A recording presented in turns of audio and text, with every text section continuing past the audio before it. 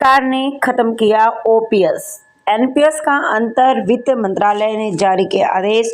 अगर आप भी सरकारी कर्मचारी थे, खबर आपके लिए महत्वपूर्ण है। दरअसल हाल ही में केंद्र सरकार की तरफ से एक बड़ी अपडेट आपको बता देते हैं कि केंद्र सरकार ने ओल्ड पेंशन स्कीम यानी ओपीएस और एनपीएस यानी नेशनल पेंशन स्कीम का अंतर जो है खत्म कर दिया है।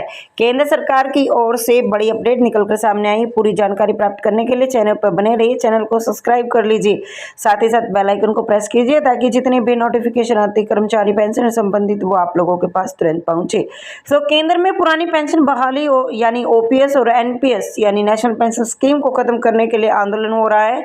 सरकारी कर्मचारियों की ओर से जनवरी से भूख हड़ताल और उसके बाद अनिश्चित हड़ताल की तैयारियां भी की जा रही है। दूसरी तरफ भारत सरकार ने वित्त मंत्रालय में ओपीएस और एनपीएस के बीच का जो अंतर है वो खत्म कर दिया है। नेशनल पेंशन स्कीम एनपीएस में इनवैलिड यानी विकलांगता जो पेंशन और फैमिली पेंशन के मामले में जो भी पेंशन आदेश पीपीओ यानी नंबर जारी होता है तो उसके एन सीरीज के तहत जारी किया जाता है। तो अगर ओपीएस से कोई जुड़ा हुआ केस है तो उसकी इस तरह का कोई अक्षर है जिसकी उनकी श्रेणी का पता चले तो वो जारी नहीं होता। एनपीएस में पीपीओ नंबर जारी होता है तो उस वक्त एन लिखा जाता है, तब विभेद खत्म कर दिया गया यानी विकलांगता पेंशन और फैमिली पेंशन फाइनल पर पीपीओ नंबर जारी करते वक्त कोई भी विभेद नहीं होगा, यानी जो एन श्रेणी है वो हटा दी गई है। भारत सरकार के वित्त मंत्रालय के व्यय विभाग के तहत ये बताया जा रहा है कि वहां पर जो केंद्रीय पेंशन लेख विभाग ने 18 दिसंबर को जारी कार्यालय ज्ञापन में बात कही है और केंद्रीय सिविल सेवा नियम 1972 में केंद्रीय सिविल सेवा नियम 2021 के तहत पेंशन फैमिली पेंशन को पूरी प्रक्रिया होती है। ओपीएस के तहत अगर कोई भी पीपीओ जारी होता है तो उसकी जो श्रेणी है वो अंकित नहीं रहती और एनपीएस और ओपीएस की फैमिली पेंशन और विकलांगता पेंशन पहले ही जारी होती थी। एनपीएस में कोई भी पीपीओ इशू होता है तो वो एन यानी एनपीएस श्रेणी में जाता है। तो ओपीएस और एनपीएस के बीच में एक विभेद था, बाकी सभी बातें एक समान थी, लेकिन एन के बीच जो पीपीओ नंबर एनपीएस और ओपीएस में विभाजित करता था।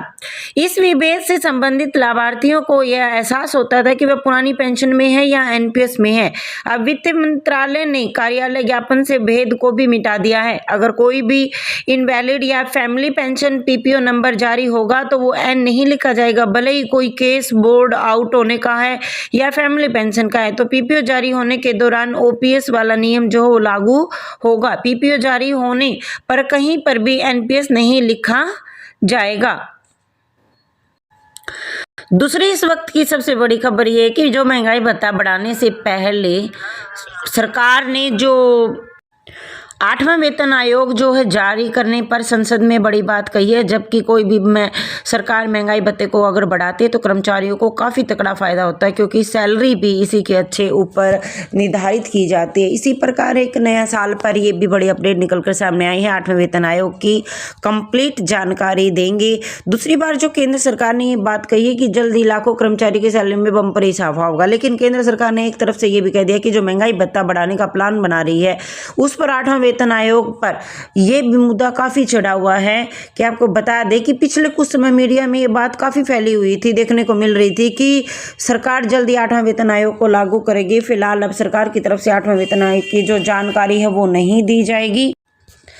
ये कहा है कि 8वें वेतन आयोग को लेकर जानकारी दी गई है। मोदी सरकार ने वित्त मंत्री पंकज चौधरी ने राज्यसभा की स्थिति को बिल्कुल साफ कर दिया है। केंद्र सरकार ने 2014 में 7वें वेतन आयोग को जारी किया था, जिसके कर्मचारियों को हिसाब से सैलरी मिलती थी, जिसके बाद महंगाई भत्ता जो है 2 बार इजाफा किया जाता है। फिलहाल सरकार ने 8वां वेतन आयोग सरकार ने 8वां वेतन आयोग को लेने से बिल्कुल साफ इनकार कर दिया। सरकार ने इसको फिलहाल देने के लिए जो प्लान है वो बिल्कुल ख़त्म कर दिया है। वित्त मंत्री पंकज चौधरी ने राज्यसभा में इस बात को बिल्कुल स्पष्ट बोल दिया है।